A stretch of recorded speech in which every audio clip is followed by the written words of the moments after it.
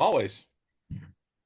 Hey, Trevor, you wanted to talk about this movie, and Father Malone said that this may have been the best thing that Tom Hanks ever did. You kind of signed yourself up to be on this episode, Father Malone. I did. I'm always listening.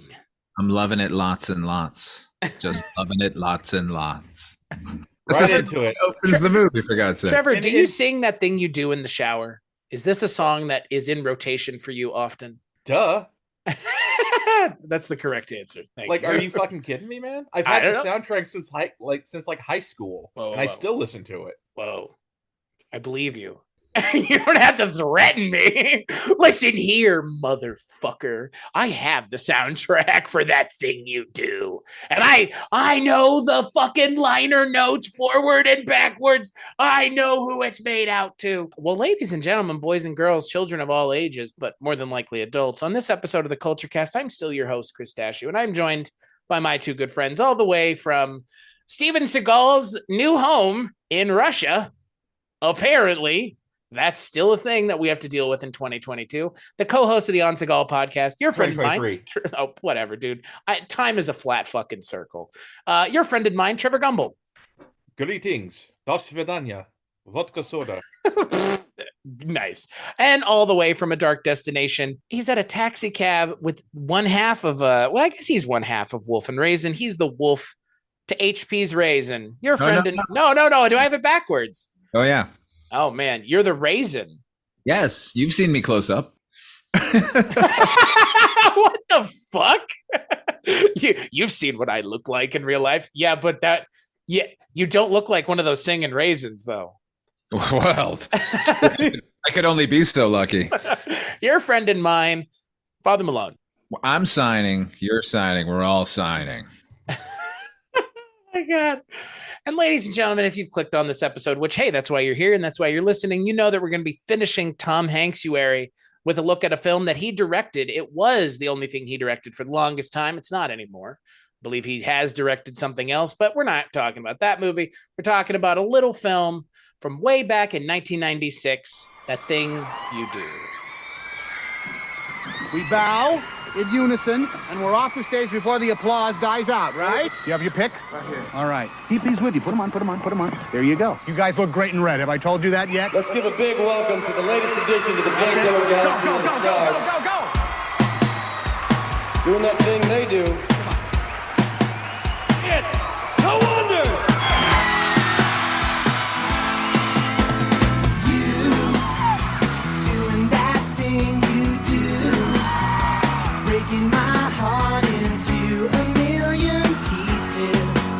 Mark that day. Wonderful Wonders.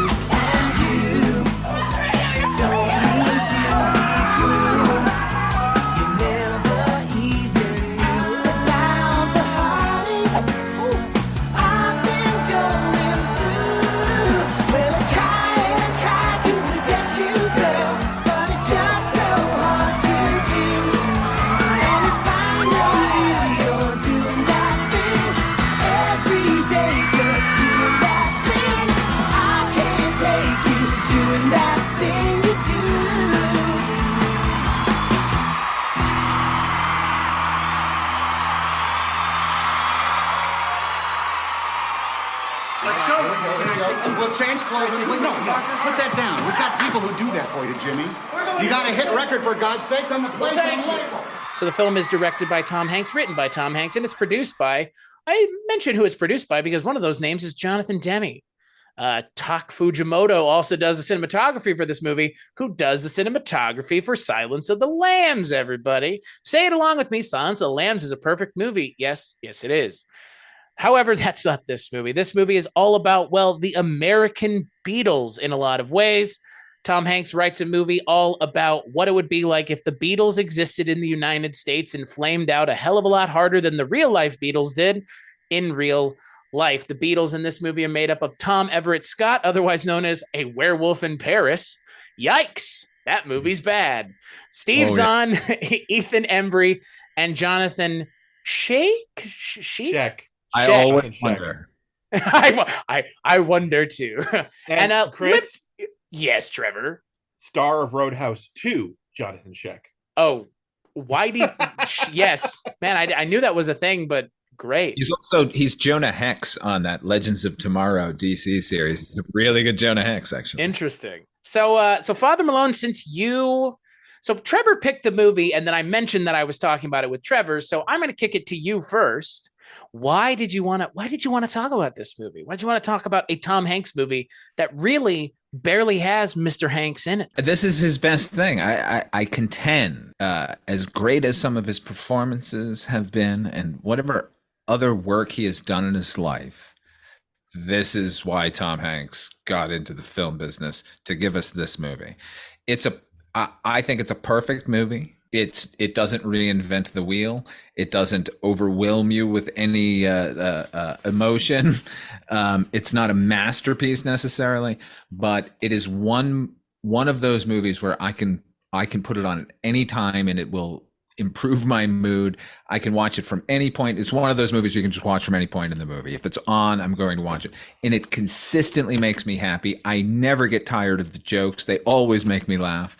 And I think all the performances are great. I don't know. I think it's a perfect little movie. What about you, Trevor? You were the one who picked this. Of all the Tom Hanks things, I was like, Trevor, what do you want to do that's a Tom Hanks thing? And you said that thing you do. So now tell me why. Because of exactly what Father Malone said. It is his best movie, in my opinion. It is a perfect movie, in my opinion. It is a comfort movie for me. If it's ever on TV, no matter how far along it is, I will stop the channel and I will watch it. The music is incredibly well done. It evokes the time, I think, pretty well. Without, and it takes the music of the time seriously and not just kind of doesn't make like parody or goof sounding 60s pop tunes. It actually tries to sound like the time that the film is based in. Like the performances, all great. It's just a happy movie. It's just a joy of a movie. It is a just wonderful film. And it's a movie that I've just been really a big fan of since it came out in 96, when I first saw it in the theater. Yeah, I mean, I saw it at a sneak preview. I don't know if you remember when sneak previews were a big thing, and it usually was 2 movies. You would see the movie you were seeing the sneak preview of, and they'd show a bonus movie at the next one.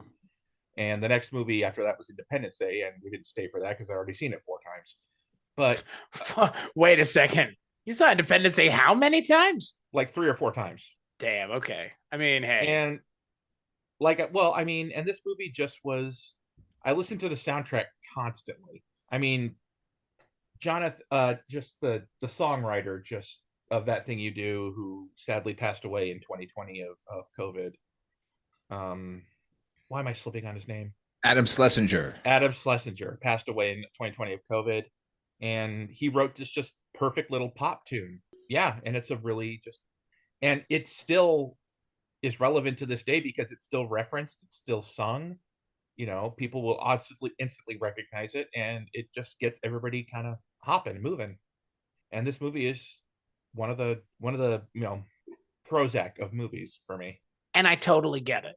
I had never seen this movie before. Obviously, again, I've been kind of availing myself this year to not watch movies I had seen before, because I've seen the movies I've seen before enough at this point. I've seen Videodrome 8 million times. I've seen I could watch Goodfellas right now. Let's just stop what we're doing and just watch that. Right? Like, never fucking mind. There's always time for Goodfellas. But sitting and watching a movie like this, I think, Father Malone and Trevor, obviously, you're both right. But Father Malone, I think you said it best, this movie feels like the movie that Tom Hanks always wanted to make. And like, it's funny because when I think of the American actor of modern contemporary time, I think it's Tom Hanks in a lot of ways, like the quintessential American actor. And he's telling a quintessential American story of I'm not going to say a band that didn't exist, because this is copying from real things, but this kind of band didn't exist in this specific kind of band didn't exist this specific kind of way, but it's a lot of oddly specific things that they're adding to make this it's a melange of things, obviously. But Tom Hanks feels like he wants to tell this story, and I get it. And this is probably the best Beatles movie that nobody is claiming is a Beatles movie in a lot of ways. This is how you tell the Beatles story without making it about the Beatles. You show, what it would be like to be part of this kind of thing going on at this time in a way that isn't trying to ruffle any feathers, obviously. That is the other thing. You kind of mentioned Father Malone. It's a very nice movie. It's a good movie. It's a movie that's not really asking too much of the audience, but you know what? Not every movie needs to. Yeah. Some stories can just be told well and simply, and there it is. And the beauty of this film is the simplicity in that he's not telling you a story about a fireworks display. It's more like a bottle rocket. These characters go through the entire span of a band's career in a few months. And it's not an uncommon story in the music world. The fact that he chose to do that, like they have the one hit, they're the one hit wonders. It's just about them going through those things and coming out the other end, and not that they're a big success at the end. Like that's not what the movie's trying to tell us. It's more about where these characters are, how these characters are finding themselves and each other. And that's why I think the movie worked then, works now, works forever, and works of the time it was meant to capture. Yeah, and like when we say it's a simple story, that doesn't mean it's not well written. It is still very well written, and just because it's not a complicated story doesn't mean it's not well written. It's a very kind of accessible, relatable kind of story of, like Father Malone said, something that happened so many times in the 60s. There were so many bands that had that one little, big hit and then kind of fell off the radar. And I mean, the movie even mentions the Beatles a couple times. So the shaggy haired guys from across the pond. I don't think they ever actually say the Beatles. Do they say the Beatles? Okay. A couple times they say the Beatles. The exact line is, they're the first band to challenge the Beatles to a hair combing contest. Right, that's what. And then the two photographer guys asking why they don't have long hair like the Beatles. What's the matter? Don't you guys like the Beatles? Anyway, yeah, but it's an American tale, not a Fievel American tale, but it is American as it gets. There's these. I mean, it's just four guys from Philadelphia or Erie, Pennsylvania, that really shouldn't have. Fuck, are you making a Fievel joke for real? I can't. I mean, thank you, because I couldn't contain myself. Jesus Christ, Chris. I'm telling you, man, it's just how my mind works sometimes. I love it. Thank you. Anyway, so like we're connection. Yeah, that's a good one. From Erie, Pennsylvania, who really, it was a 1 in a million shot, and they got it. So. And necessarily were they ready for it? That's another thing about the film. Well, I think the film also would posit that nobody is ever ready for it. And I think it's a make-ready situation. And yeah, I think the other thing I really appreciate about the movie, just at the 1,000-yard glance, as opposed to digging deeper into it as we will, Tom Hanks being in this movie as little as he is, he still commands every scene that he's in and really helps move the movie along. Mm-hmm. But I like that he's playing, again, it's funny. Tom Hanks is such a likable guy, right? I don't think anybody argues that. I think he has traded in that, but he's playing a semi-unlikable character here, but it's not really unlikable. He's just an honest character. He's very honest about the business and honest about the expectations.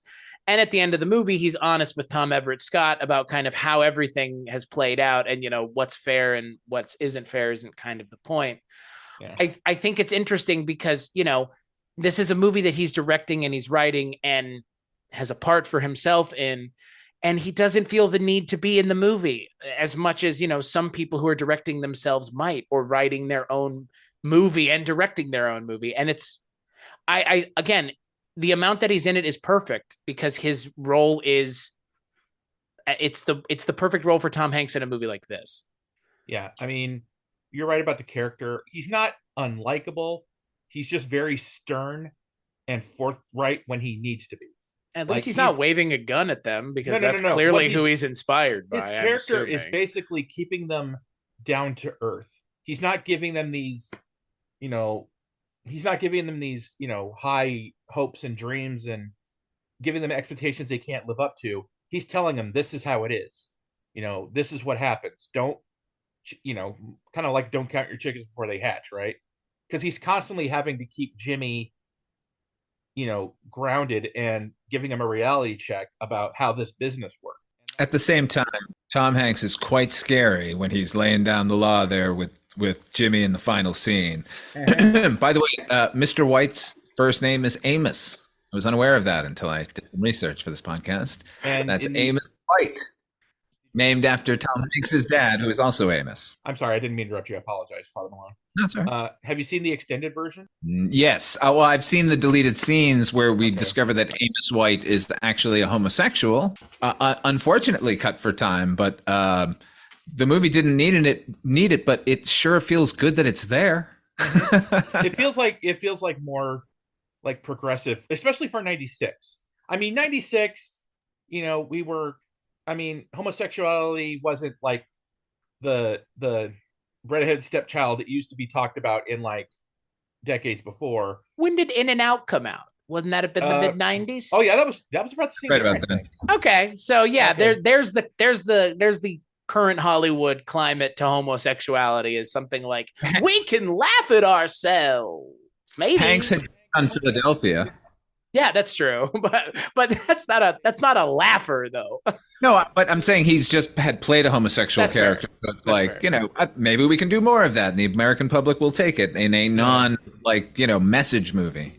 Yeah, and I think Tom Hanks didn't want to take focus away from the plot being, because it would have made it more his movie, and it doesn't need to be his movie. It needs to be Tom Everett Scott's movie. There is a cute scene with Howie Long showing up to take Tom Hanks out on a date, and I think Howie Long plays his boyfriend or something like that. And it's kind of an adorable scene.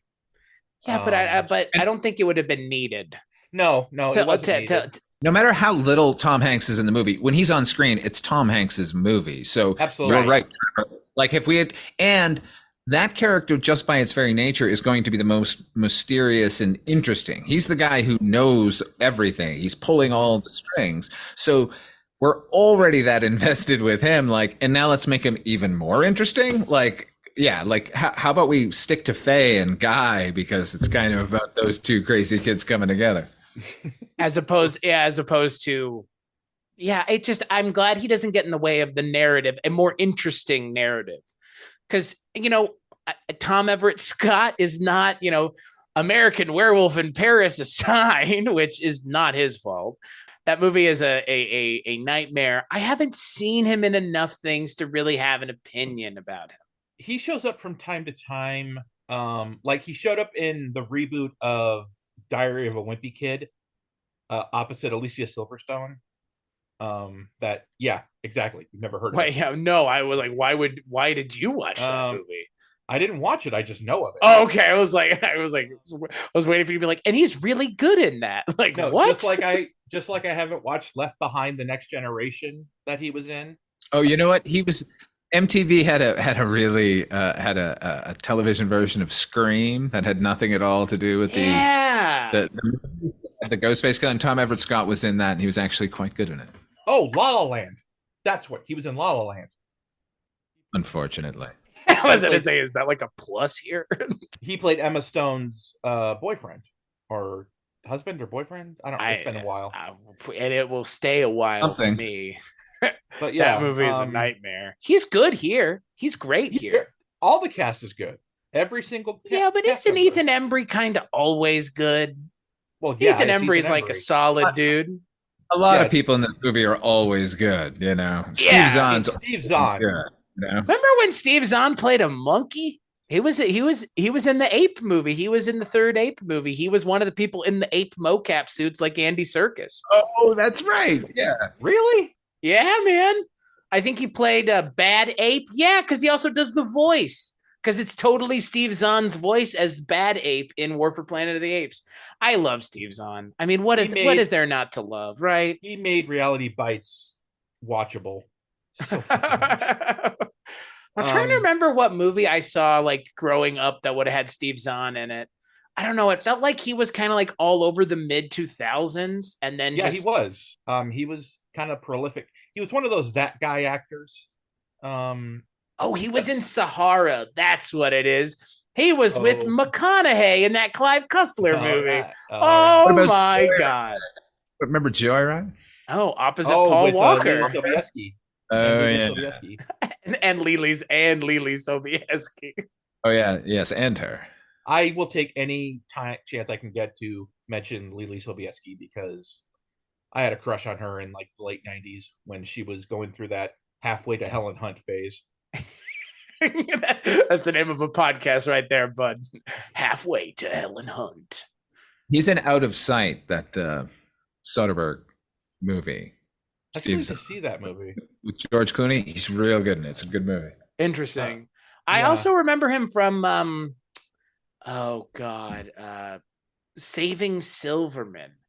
Oh God, that's a guilty pleasure. Yeah. That movie is such a guilty pleasure. A Dennis Dugan film. I shouldn't find it funny, but I'm sorry. It's just I mean, it's just one of those like mid 2000s comedies. I don't know, like that's when I think of Steve Zahn, I just think of like kind of a really endearing dude, and he plays like the ultimate version of that in this movie. I don't know, like he's in my opinion, this is the most Steve Zahn I've ever seen Steve Zahn in his entire Zahn career. Like, yeah, he's so Zahn it hurts. Like, yeah, he gives my favorite line reading in the entire film, which is it's when they're in their formative stage at Villa Pianos playing for kids eating pizza, and he comes back to the table and they're all talking about some girl, and he's like, "Where was I? Oh, right, playing songs on my guitar." Oh, he has so many great lines in this movie. I love that the heckler is Sean Whalen, who, shows up from time to time in things, Twister and Aaron Burr. And what was he? It was in the Chrome Dome movies. He was in the first one getting Chrome Dome movies? Yeah, Laid to Rest. Chrome Skull. He gets like, I think he gets killed in one of those movies in a pretty creative way. People Under the Stairs. Oh yeah. He's great. He's one of those. He's in Jury Duty with Pauly Shore. He plays the OJ equivalent in that movie. Yeah. Follow him on TikTok. He's got great stories. He's a funny guy. I'm again like this movie is really a kind of who's who of like 90s actors. Giovanni Ribisi, a very young Charlize Theron, Liv Tyler, Chris Isaacs. Silence of the Lambs is Chris Isaacs, obviously. SWAT team member number 2 from Silence of the Lambs, Chris Isaacs. It's absolutely peopled with Jonathan Demme folk behind and in front of the camera, including Jonathan Demme himself as the director of the Beach Party movie. Yeah, you're lying, goofball. Oh my God. And goofball, by the way, was played by Barry Sobel, a stand-up comic who basically mentored Tom Hanks when they made Punchline. I think my favorite cameo is Bryan Cranston playing Gus Grissom. Yeah. Out of this world. Oh wow. Wow. I think just the way he says his line is so kind of awkward. It's actually kind of funny. The whole it's more like how you did that movie with Gina Lola Brigida in that movie. It's out of this world, and it's like it's so awkward and so hammy and cheesy, like 60s cringe. It's kind of hilarious, and I didn't know until later that was Bryan Cranston because they don't really focus in on his face that much. But you can tell now because, like, if Bryan Cranston had never been Heisenberg, it might not have been, oh, that's Bryan Cranston. But now it's Bryan Cranston. Like, and speaking of the same, they have the late great Peter Scolari as the host of the showcase. Former bosom buddy. Buddy. Yeah, his bosom buddy. That's a great. Oh, he throws a lot of great people in. Alex Rocco as Saul, the head of Playground. So awesome. I'm gonna get Fabian away from me here. What a strange cameo. I just like, what the fuck? Like, he's in literally one scene. Like, yeah, but it lets you know exactly what's going on and who you're doing. It shows that Jimmy doesn't know how this works. he has a fantasized version of this whole career, and he thinks he's in. It shows that like Jimmy has a bigger ego and thinks he's better than he really is. So when he thinks he can just go up to Saul Seiler and pitch him a new song. But isn't that kind of more or less actually the case in the end? Like, but isn't that like I kind of like I kind of was at odds with itself at the end of the movie. I couldn't figure that out. Like, I don't think the movie is like not well written, but it's like, but he was right. Like, he was right. Yes, but he's going about it the wrong way. Well, sure, right. I mean, to go through the proper channels, and once he did that, the herdsman became a thing, and he was back on the Playtone label. The herdsman, like herds. The herdsman. The reoccurring joke of the Wonders is I think like the Oneders. Is just. There's a street about 3 blocks from my house that's Oneida Avenue or Oneida Street, and I think about this movie literally every day because I have to drive past that sign, and I always think about the Oneders. Hey, that's Oneders. They get so much mileage out of that joke, like so much mileage out of that. But it's a good joke. It is. I would totally agree. You know, Father Malone, you had mentioned to me a scene in Forrest Gump that gets you every time you see it, right? And there is a scene in this movie, and I've seen this movie 3 times now, that had a similar feeling for me. It felt like pure joy on celluloid, and it's the scene where they're finally all hearing their song on the radio. It's just like that scene. If you see nothing else from this movie, you see that scene, and I think you need nothing else from this movie. Like, that's the perfect scene from this movie if you see nothing else from it. It's glib to say something like, you don't have a heart if that doesn't make you happy, but it's kind of true in this case. What you said, Chris, joy, like it is actual joy on screen, what these characters are going through, and you can't help but be swept up in that. Just like each of the characters is swept up by it. Like, we go from one to another until they're all in one group. It doesn't feel false at any point. They all seem genuinely like shook and joyous. And I tend to block out how much I like that scene because every time it happens, I experience the same thing. This movie's great for repetition. This movie, it's that scene especially, it's impossible not to get the biggest fucking grin on your face when they're all running because their song's finally on the radio. I think so. They all run to the same direction, which is the appliance store that guy works at, Patterson's Appliance. And it's just a great scene because they start off dancing around the radio, and you can tell that they're all in this collective amount of just like this is a moment that will never be repeated for them in terms of happiness. Like, this is something that is going to be a definitive part of their lives for forever. That's kind of the peak. I mean, that's the peak of the band in a lot of ways. Like, that's the peaking moment. And again, like you just mentioned, Trevor, I mean, they will never hit that high ever again by design or by nature. I mean, that's just, that's the way it is sometimes. I mean, not every band gets a second or third song. It's a feeling you can't bottle. But not every band even gets one.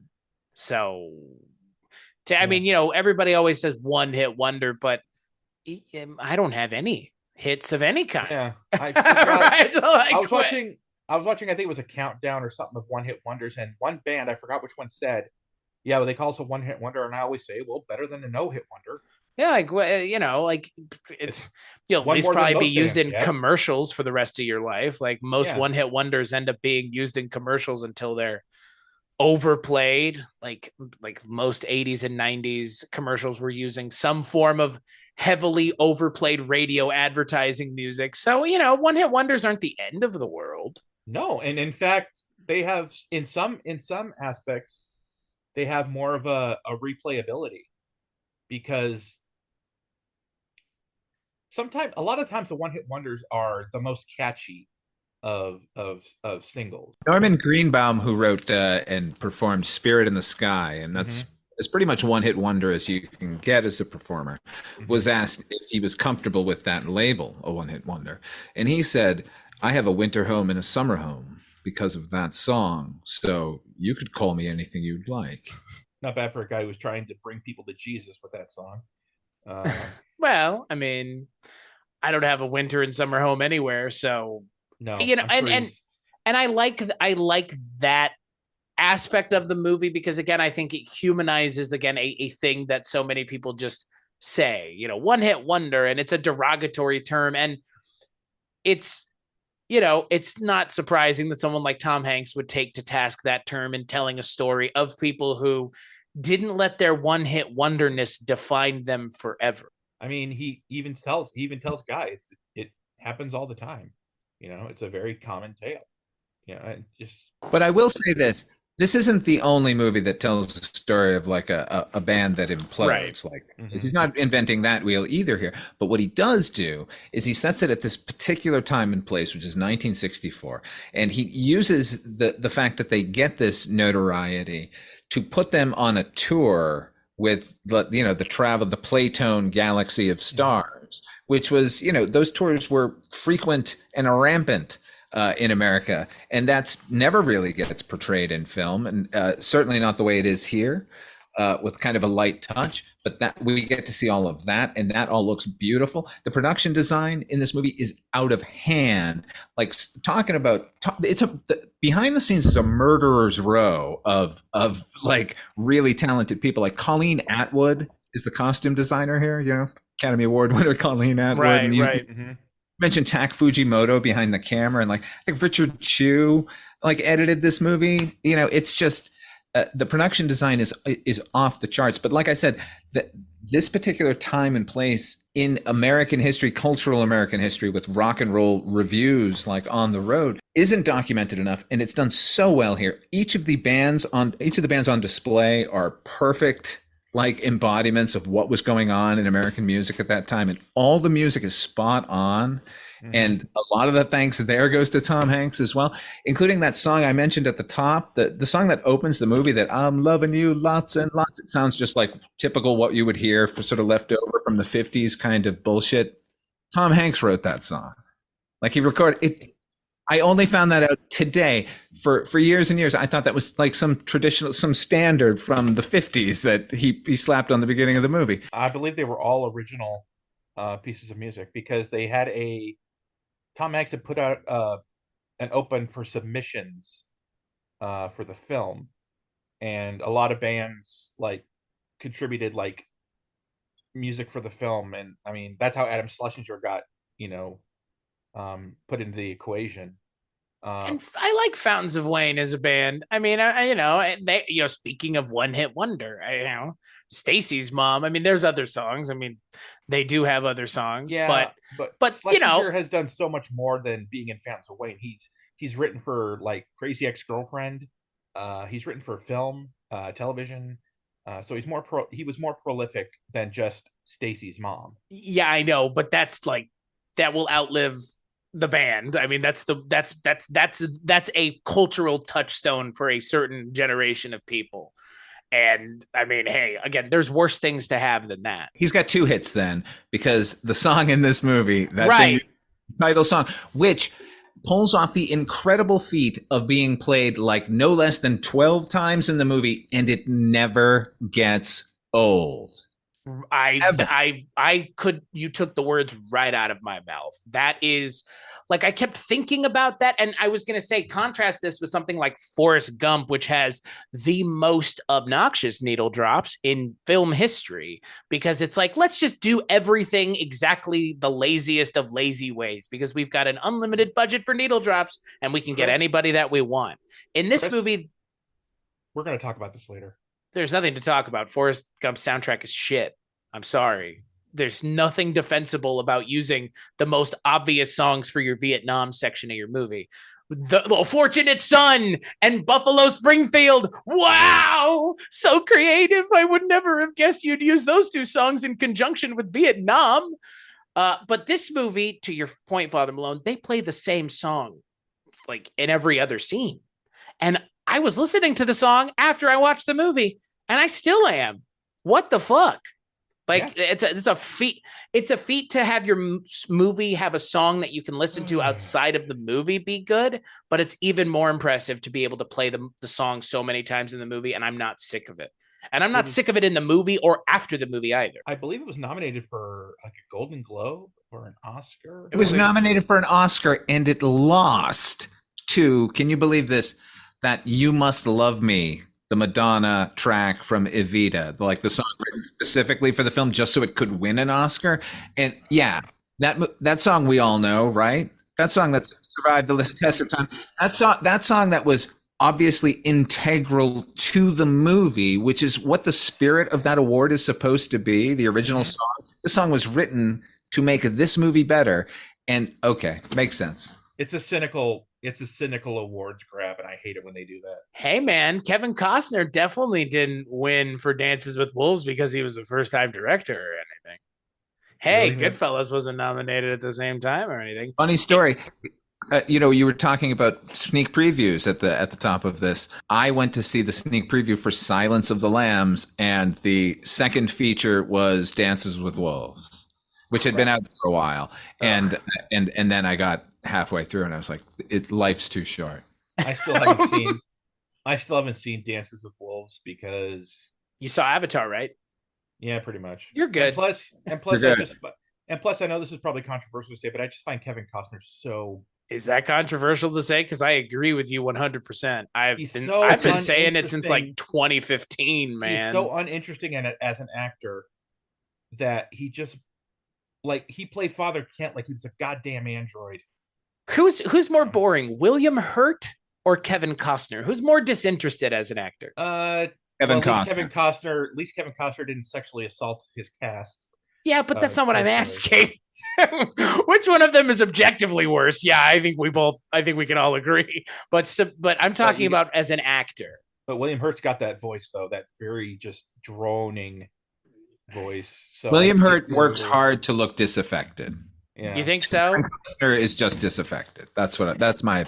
I think the news story coming out that Kevin Costner wanted to work less on a show that is essentially like the biggest hit for people of a certain group, and he's like, I don't want to work anymore on this multi-million-dollar show. It's like, I think you're right. I think he is as disinterested a human being as he is an actor. It's whatever, man. I mean, millions of dollars on the table. Who gives a fuck? I mean, say what you will about Harrison Ford, but at least he's committed to that TV show. At least Harrison Ford is fucking entertaining.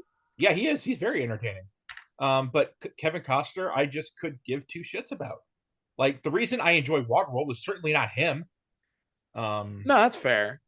I mean, that movie was more than just Costner.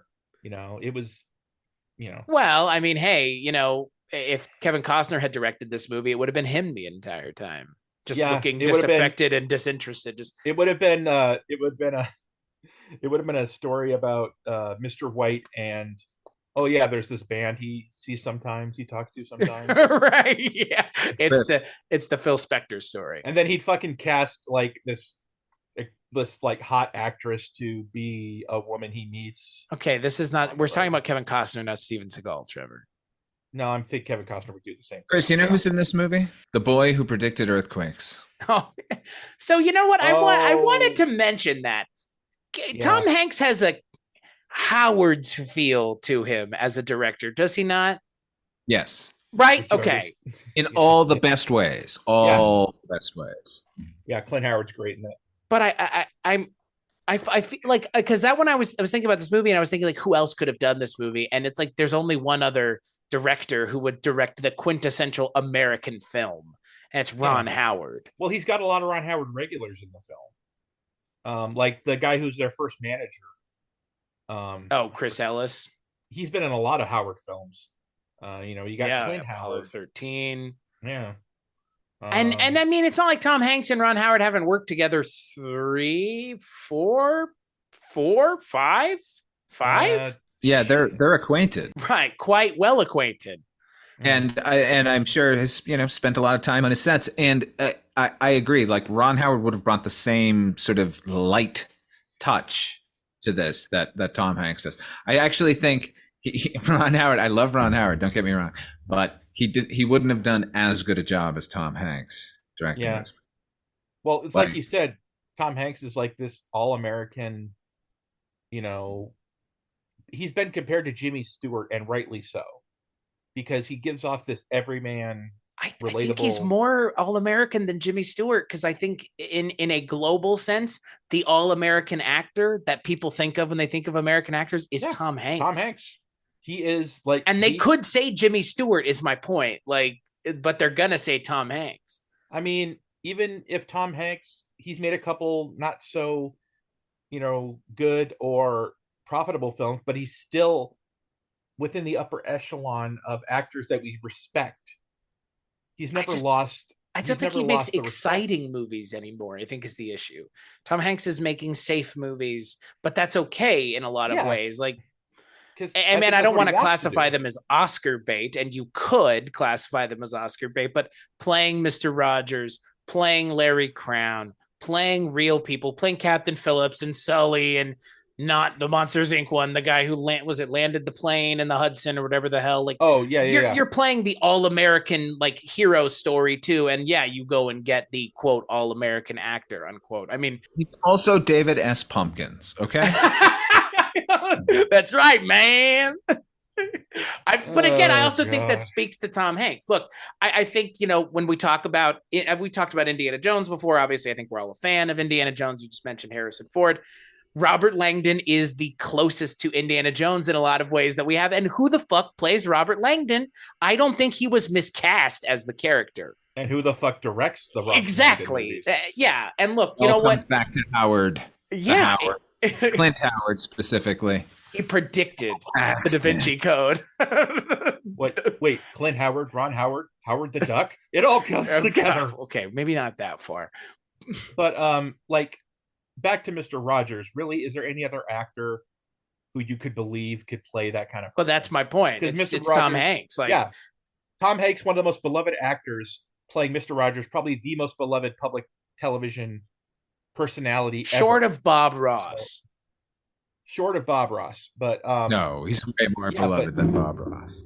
I think maybe for a certain generation, there's more of us than you. Okay.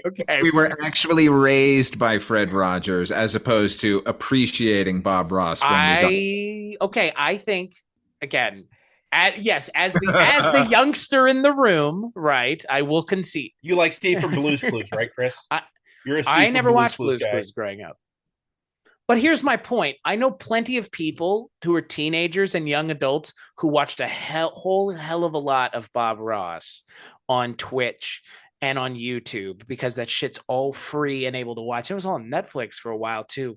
I think what's interesting is the Bob Ross story hasn't been told. I know that Owen Wilson movie's coming out that looks like some sort of Bob Ross parody. Garbage looks like. That's what it looks like. Yeah, but Fred Rogers and Bob Ross, I think, are of the same ilk of people that are widely regarded to be well-regarded people as well as well-regarded entertainers who did not do anything negative when given the opportunity with the audience that they had. And there are far and few, but no, you're good. And there are far and few between people who are still doing that today. And I think Tom Hanks is one of them because, and I've mentioned this before, and I'll mention it again. There are plenty of people who know Tom Hanks as someone that they have never seen before outside of a anthropomorphized, dancing and singing, fucking plastic cowboy. And I think that again, and that is such a big deal. And it's one of the biggest movies ever made. And it's an important movie for a lot of reasons outside of the fact that it has Tom Hanks in it. Tom Hanks is everything for a lot of ways. Tom Hanks is a industry unto himself. Well, he's got his own production company, named after the record company in the film. Released the music for The Sopranos. Anyway, what I was about to say is when it comes to Bob Ross and Bob Ross and Mr. Rogers, I think there are different kinds of reasons why people respect and adore and endear them. Bob Ross was more of a relaxing presence. His voice would just make you feel calm and stuff. And Mr. Rogers was more about, you are a special person. You are, it's great that you're alive. Honestly, I don't know why we're pitting them against each other because they're both in a battle to the like death. I'm not trying to pit them against each other. I'm just mentioning why people endear themselves to people. If they did fight, who would win? Oh, Bob Ross, right? Because he's like former military. Yeah, like there'd be no question. He just snap fucking Fred Rogers' neck and be done with it. Like, I don't think Fred would put up much of a fight, honestly. He would just would. Yeah. There was that rumor that Mr. Rogers was a sniper for the CIA or for the. They would. Bob Ross would just beat Fred Rogers to death with his shoe. There you go. But he wouldn't. Bob Ross is ex-military. He throws a shoe. Honestly, he's ex-military, man. I know he's ex-military. That's why he didn't want to yell anymore, because he was ex-military. That's why he talked the way that he talked. But anyways, Tom Hanks endears himself, I think, as an actor to a lot of people, obviously. And I think, the again, you could say quintessential American director could be Ron Howard, I guess. I don't know if you survey 1,000 people if that's who they would say is a quintessentially American director, but I think his name would come up a lot. And I think just as much, Tom Hanks's name comes up as the quintessential American actor. So what I find funny about this movie is that I do like the story that they're telling, but I also like how honest it is at the end when they just say, hey, and everybody went their own ways, and some people were okay, and some people were, I get whatever happens to Ethan Embry's character. He goes to Vietnam, everybody was okay in the end, but we were at least honest about the story that we were telling, and they didn't sugarcoat it. And I appreciate that. Cause again, they could have made it a lot more upbeat than it ends up being. It's not a happy ending in some aspect, but it's a very happy ending in another aspect. I mean, of course the group didn't go on to do more hit records, but in retrospect, I think they became better. They were better. Their lives were better because of it. Really, this is the story of Guy Patterson, who wants to be a jazz drummer, who hooks up with a band, improves their music, gets them to California, where he gets to sit down and record an original track with the guy who inspires him in jazz. And then he gets the girl. This is the happiest ending that you could possibly hope for in life. Del Paxton. With Bill Cobbs. Good old Bill. Yep. One scene, that's all you need from Mr. Bill Cobbs. Two of them here, though. Two, technically. She's introduced to him by Rita Wilson. Tom Hanks' his wife. She's great. Yeah, playing this bar waitress. It's interesting what it's to watch Tom Hanks's wife flirt with younger version of Tom Hanks. Tom Hanks is stand-in. Yeah, I think that's why he was safe casting. You get why Tom Hanks was interested, right? Like, she's great in this scene. Like, world weary without being broken. Like, Yeah, and Rita Wilson, obviously, she is Tom Hanks's wife, so that can never be overlooked. But also, you don't need to focus on it because Rita Wilson is in a movie I watch every year at Christmas time, just the way I know Trevor does with Jingle All the Way. And say what you will about that movie, and Rita Wilson is the most unbelievable person to not recognize her husband in her giant goddamn husband in a giant red spandex suit. I didn't recognize you, guy who's Austrian and is that voice modulator wasn't fooling anybody. I didn't and then my favorite line in that movie is at the end when she goes, Howard, like, did you not realize you were married to the man who many women found very attractive, Arnold Schwarzenegger, and still do? You don't find it weird that your husband isn't anywhere around? Yeah, well, but there's always this that. The guy who's suspiciously the same size as your husband, the guy who, even with that stupid voice modulator, still sounds like your husband. You're not catching on. But Rita Wilson shows up obviously in a lot of Hanks projects or Hanks adjacent projects. And I like her a lot. I think she's a pretty good actress. And just saying actress. She's Tom Hanks' wife, I think is a little unfair because nobody is saying, well, Colin Hanks is just Tom Hanks' son. Also unfair was me saying that Guy gets the girl. The girl is Faye, who we've only mentioned sort of briefly. Liv Tyler, who's the beating heart of this movie and is fucking phenomenal. And she's not only is she just unbelievably preternaturally, supernaturally beautiful as a human being, but radiates decency in a true way throughout this entire film. Like the movie would not be a quarter good without her performance in this flick. I think she's the reason Tom Everett Scott, just does what he does for the film. I mean, there's that great line when they're finally at the Hollywood Showcase, and Steve Zahn turns to him and asks, "How did we get here?" And he says, "I led you here, sir, for I am Spartacus." And then Steve Zahn kind of gives him a okay look. But yeah, I think his crush on her kind of motivated him to keep at it with them. But yeah, they do have this chemistry together that's believable, actually, because we see the scenes with them together throughout the film, and they're very charming together. They definitely have a good rapport, and you can tell that they mean a lot to each other, even if it's not romantically at first.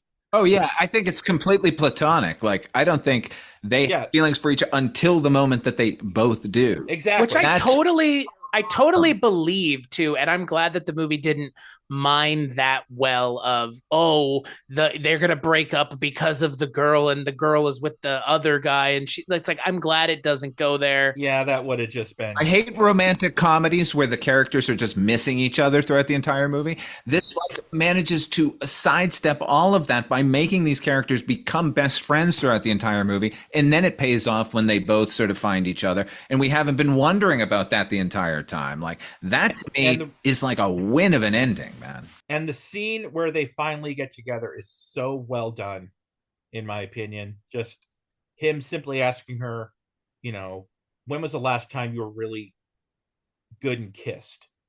And he just lays one on her, and she says we should have done that a long time ago, because it's the culmination of them figuring out who's actually, who's always been there. Because Jimmy, it's throughout the film, it's shown that Jimmy could give a shit.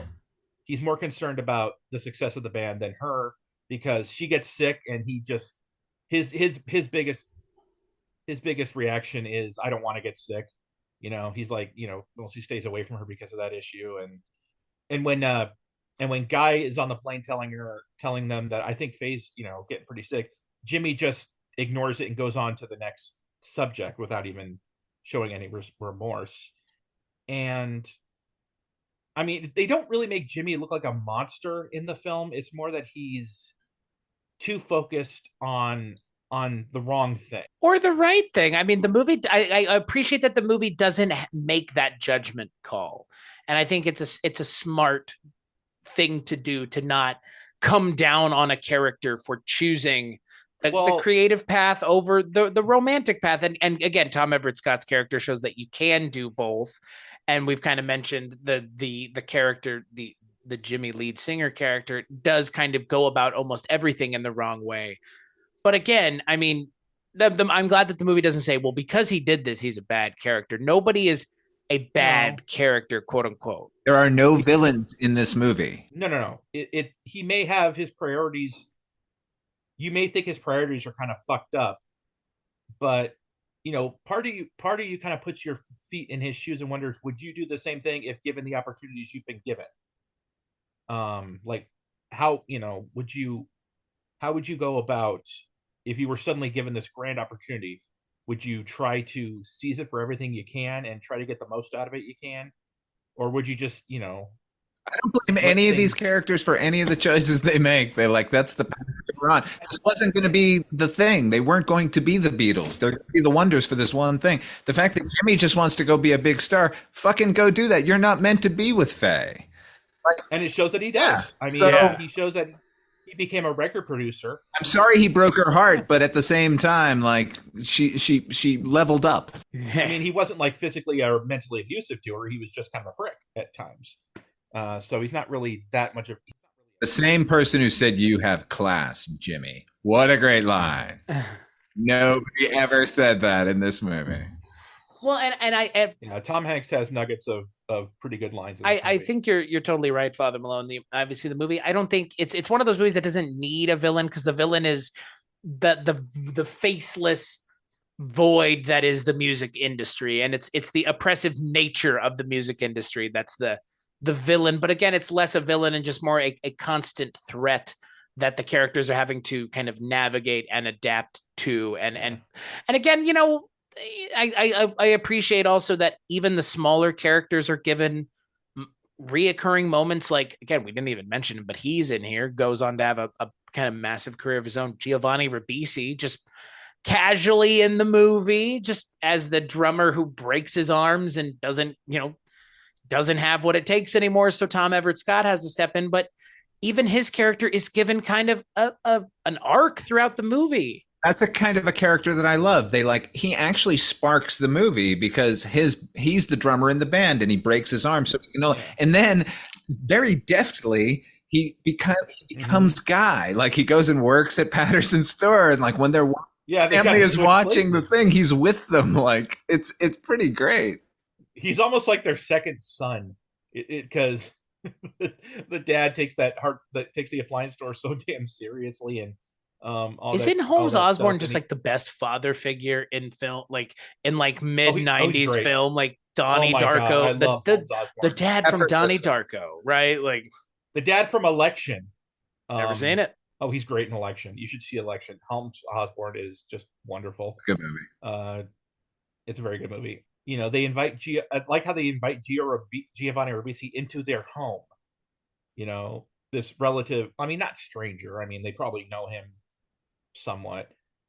But yeah, I mean, yeah, you're right. He is the catalyst. You know, breaks his arm. They need a drummer. They get Guy, although with some caveats. They have to buy a record needle and a radio for $14.95. It's on sale. I've seen this movie a few times. Maybe too many times. About a washing machine too. I also really like, doing some research for the movie that, obviously the movie's not shot in Erie, Pennsylvania, but the town of Erie, Pennsylvania has really taken to this movie in a big way. Yeah. If this movie were set in Las Vegas, I'd be like, yeehaw, baby, that's our movie. And totally. Again, like that's the thing about this movie, and I kind of wonder how y'all feel about this. It feels in a lot of ways like this could be a counterpoint or a set, like a double feature with Forrest Gump, because it kind of touches on the same time. It's telling an all-American story in the way that, again, at least when Forrest Gump came out, was kind of telling the quote all-American story, at least for a certain group of people. And in a lot of ways, like this is telling that similar story, the all-American story, for a certain group of people, about a certain group of people, and a shared generational experience that, again, they can all at least understand. Maybe they didn't all have it, but they can at least understand because they were around during the same time. Can I mention a character we haven't mentioned yet?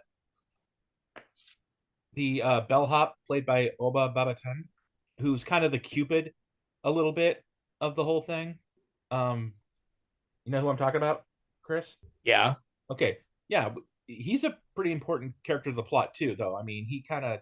Every character is important to the plot, but I like where you're going, because we haven't mentioned it, because he's a fucking awesome actor. He's another Jonathan Demme regular, right? Like, yes. Yeah, he was in Silence of the Lambs. He keeps hinting at Guy about Faye and all that stuff, and he really just kind of tries to play Cupid. And he does play Cupid in a way, but he's a great actor. That you're right, everybody has a purpose for the film, and he definitely does. He's not just a superfluous character. It's just like Charlize Theron's character, where you didn't even mention she doesn't really have anything. Yeah, she starts the movie as Guy's girlfriend, but then she has a dentist appointment, and it all goes downhill from there. Because she falls in love with her dentist, and then she's out of the film. So, because I think that's her character's like the mirror of Jimmy, really, right? Because she doesn't really appreciate who she's got either. Exactly. Right. And I think it also helps, not that Tom Everett Scott's character isn't essentially written the way he ends up at the end of the movie in a lot of ways, but it helps him, I guess, or we as the audience see the how it affects him, and then it pushes him closer to the Liv Tyler character, obviously, the more the movie goes on. Because, that's the other thing I do appreciate is while there is quote romantic comedy aspect to the movie, it doesn't get in the way of the overall narrative. It's a part of it, it's a portion of it, but the overall narrative isn't Tom Everett Scott and Liv Tyler's romance and giving them plenty of scenes where we get to see their romance built out. Those interactions are during the main scenes of the movie. And again, it's just it's smarter written than most of these kinds of movies tend to be. Because I'm not going and watching a real biopic about a band either.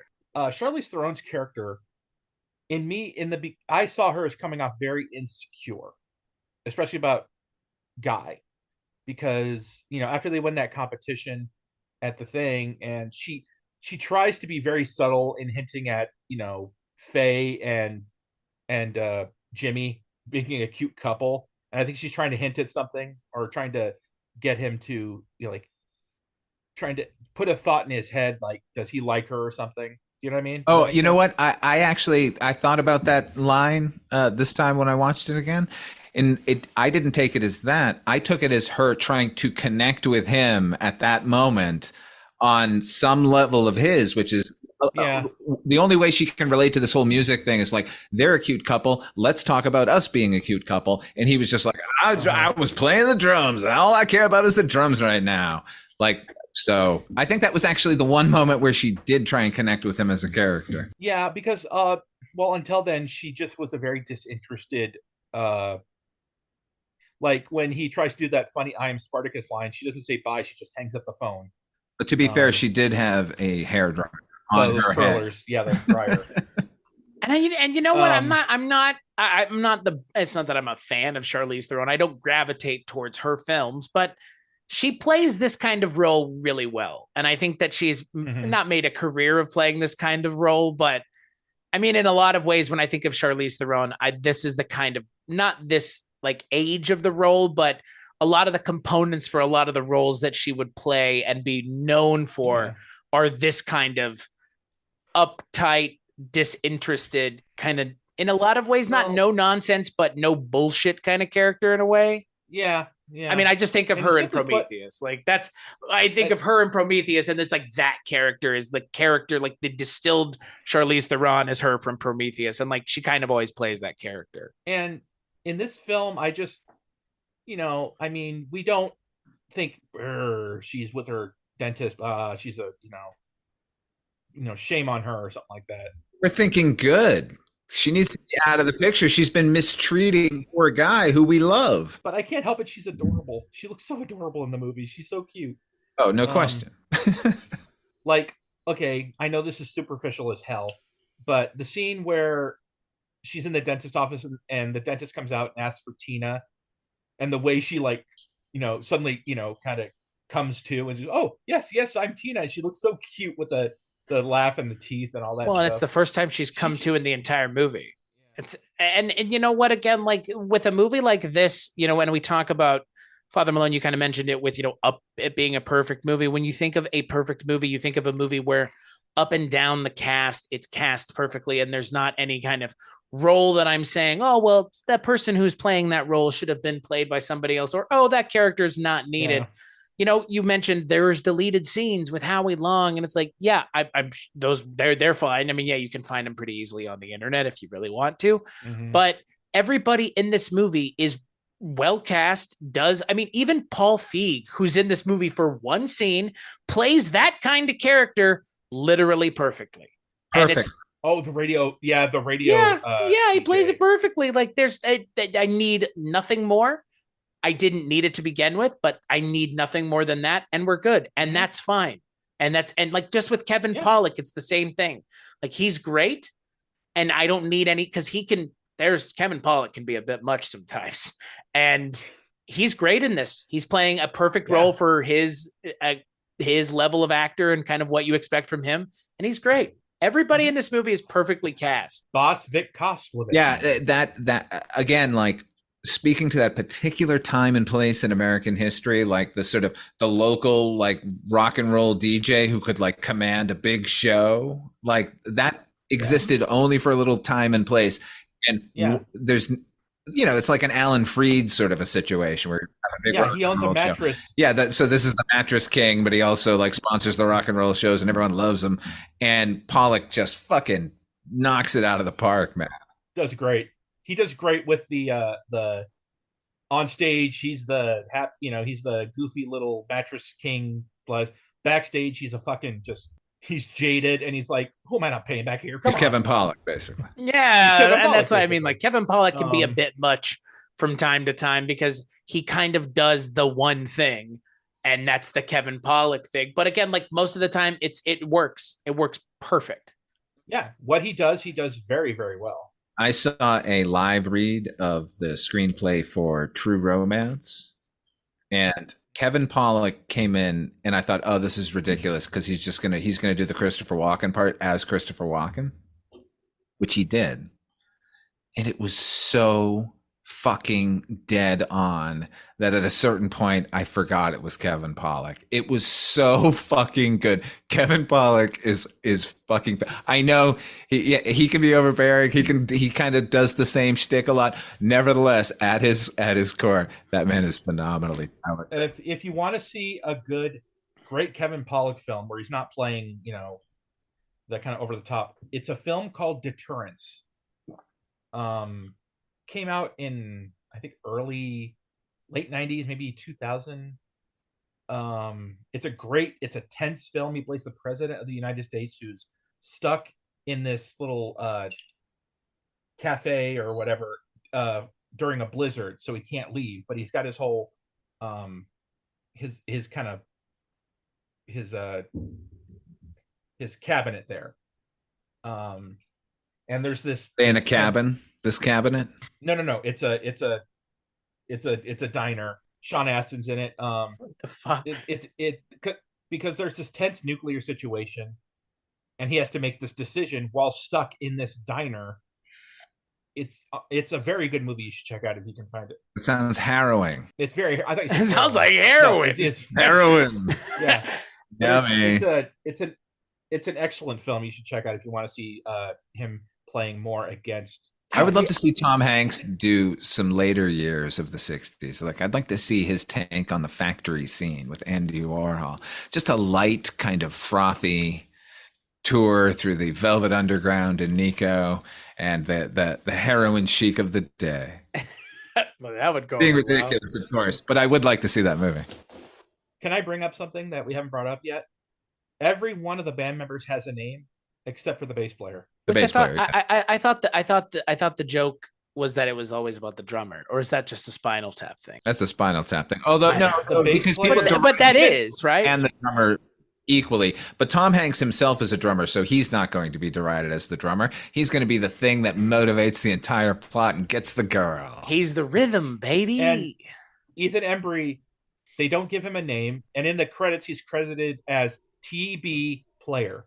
Ethan Embry contends that his character is actually named Tobias, but his last name is Player. Tobias Player. Yeah, he is. Sure. Okay. Well, I mean, sure. I love Ethan Embry. He seems like such a sweet gentleman. Too. Like, I just remember him as Rusty Griswold from Vegas Vacation, where he plays the most harried of all of the. I think he plays the most harried of all of the Rusty Griswolds of the movies.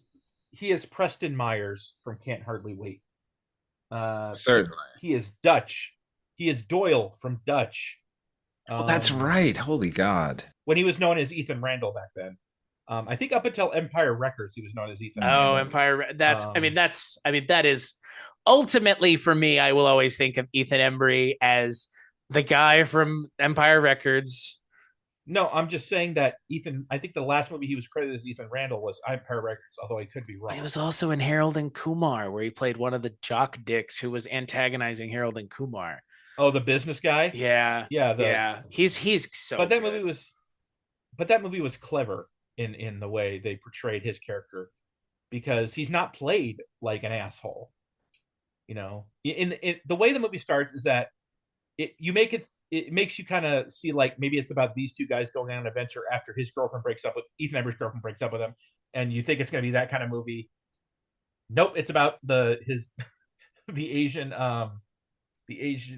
executive who works for him kind of movie, and it kind of subverts that trope, which I thought was very clever and very funny. But yeah, Ethan Embry has just been one of those actors who's consistently watchable and consistently entertaining in everything he's been in, no matter how small the role. And when they give him things to be in where he is, I mean, he's in Grace and Frankie, and he's pretty good. He was in Freaky Links, an underrated show. Freaky Links was such a good show. That's a reference that I have. What the fuck?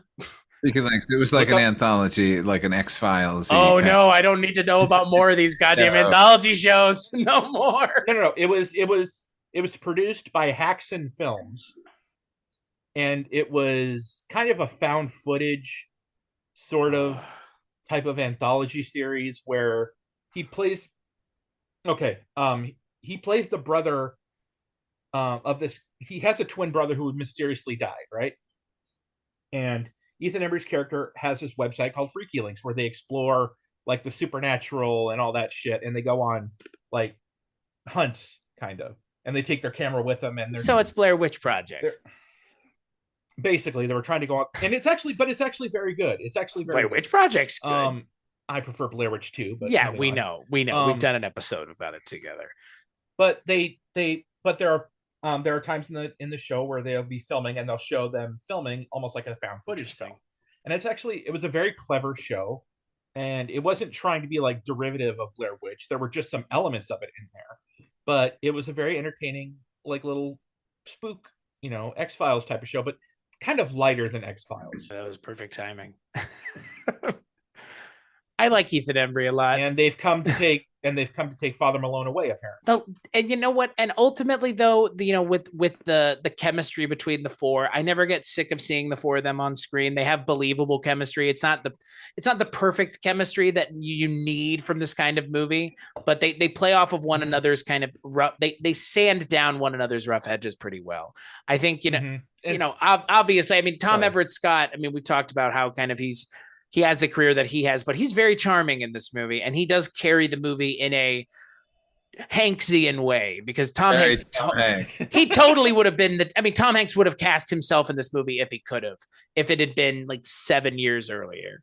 He already has the script for the Tom Hanks story written, and he's just waiting for Tom Everett Scott to sign on. Evidently, did not want to was trepidatious to cast Tom Everett Scott because the resemblance was there. And then the other producers were like, "Yeah, but he's the best guy for the role. Like, don't be stupid. Like, cast him." But yes, he really Tom Hanks.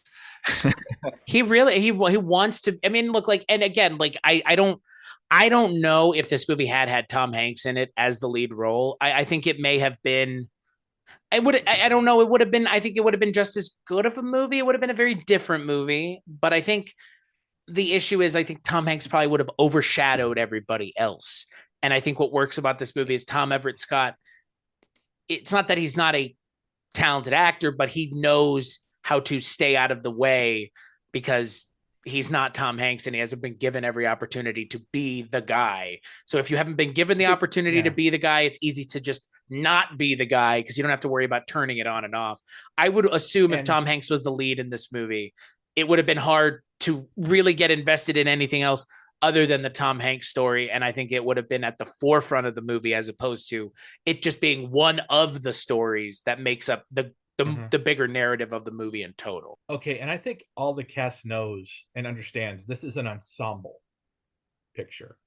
I mean, sometimes it's more focused on Guy than anything. Of course, as it is, but everybody is given their time to shine, and like Steve Zahn's character, I think was handled well because he's always a smartass in the film.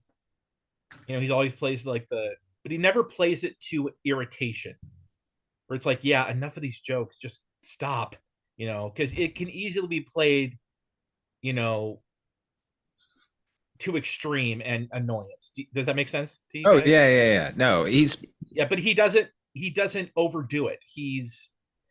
It's always just a quip here and there. He never tries to make himself the jester, because there are times where he has a pretty good line Like when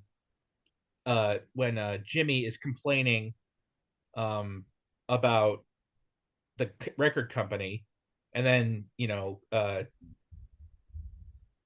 Lenny, his character's name is Lenny. I don't think we've mentioned his name. Lenny kind of checks him, saying, "Yeah, they put us in this all-star hotel, all expenses paid, where all the record climbs the charts. Yeah, the bunch of lying snakes." No, it's the other. Oh, there he goes. Don't have to write that next hit single alone with my principles. No, Zahn's great. Like, he's the jester. And, Chris, you were saying earlier, like, the chemistry in the group, it's not the perfect chemistry. For this group, for this band made of these characters, these actors have the perfect chemistry because they collide with each other enough that we know that they're friends and friendly and all working towards a common goal. And then at the same time, they're all just willing to go off and do their own thing. So, like, the gelling that needs to go there only needs to go so far. Right, Because we know exactly. and it's announced like almost at the outset when the bass player is like, oh, by the way, by August, I'll be gone. There's already a clock on this band, like as their single is climbing the charts. So and ultimately, I think the movie is better for the balance that it has by Tom Hanks stepping out of the way and just directing it. And I think ultimately, if it had been him, I don't know if this movie would have been probably as memorable, but for different reasons, because Tom Hanks has never starred in this kind of movie. Tom Hanks is really not an ensemble cast guy.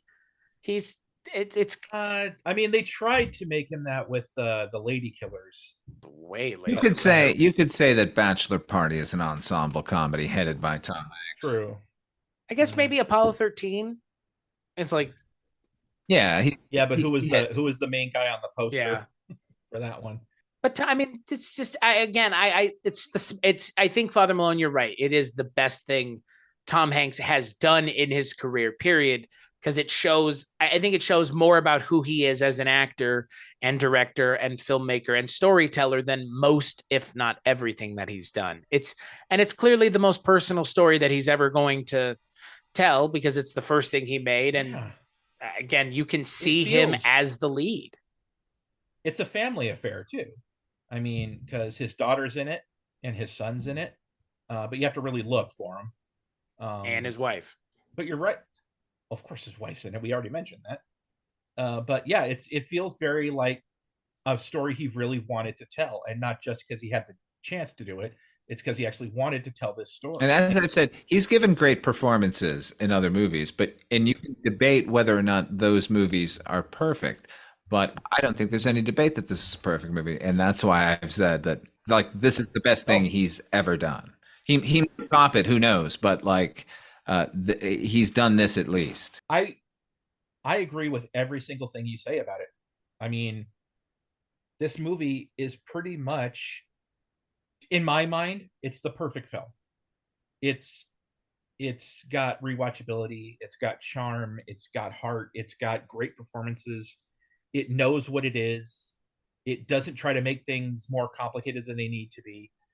And it's just Tom Hanks giving a hell of a job as a writer and director and letting his actors do the he knows this is about them and not him, and he writes it accordingly and lets his actors shine rather than him being hey, it's Tom Hanks playing their record producer or whatever.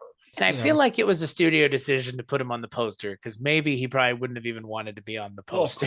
Just like there, it's if you forgot it's a Tom Hanks movie, there he is on the poster. Like, but to their credit, they gave him like $25 million to just go do whatever the fuck he wanted. That's fair. Maybe he can be on the poster. Oh, well, I mean, yeah, it's just I feel like that was more a studio decision, less his decision, is what I'm getting at. Yeah. They're like, oh, we need to have him on the poster, guys. But he's a canny businessman. He would go like, you know what? If my face is on the poster, we'll sell this many more tickets. Put my face on the.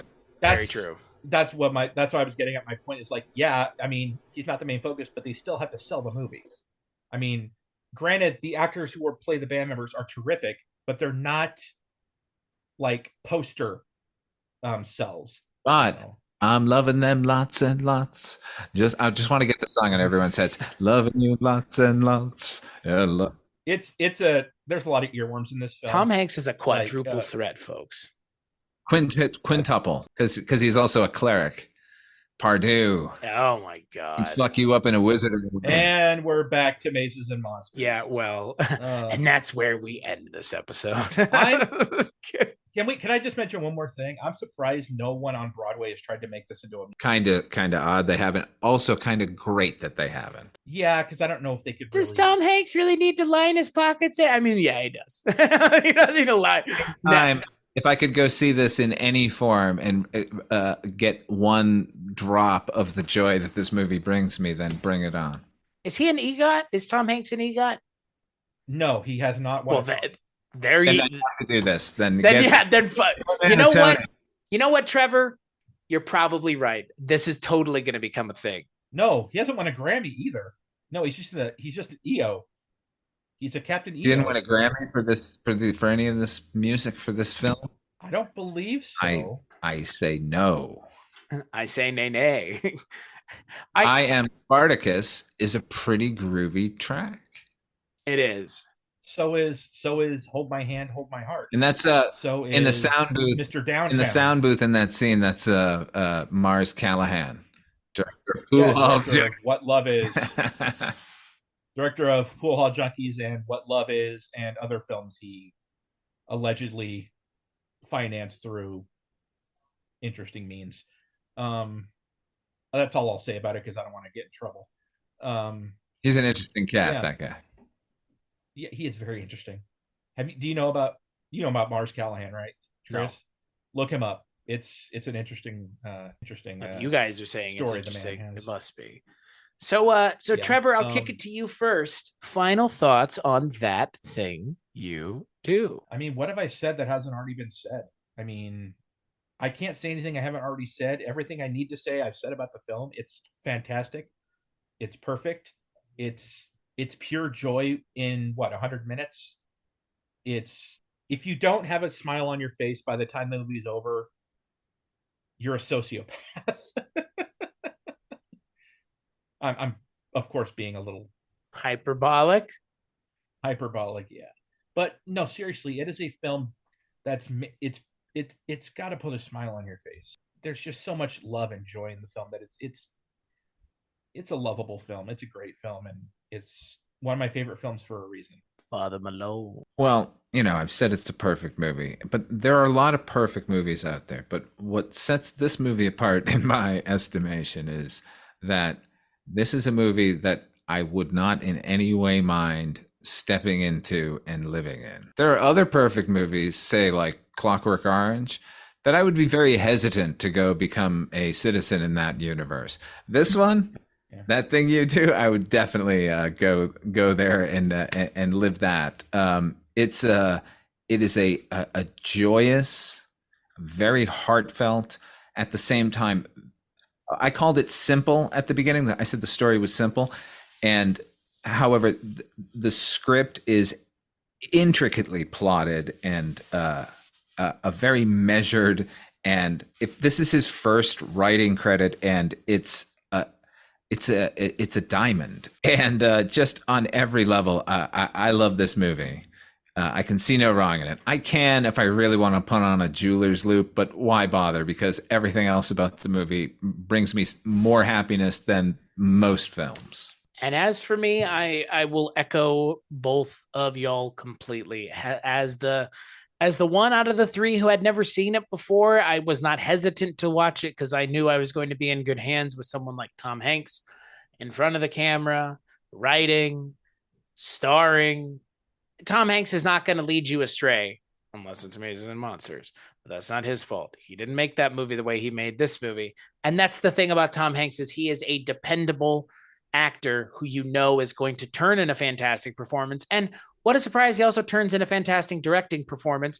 And what a surprise, he also turns in a fantastic script as well. So what a surprise, someone who's really talented happens to be talented 3 more ways.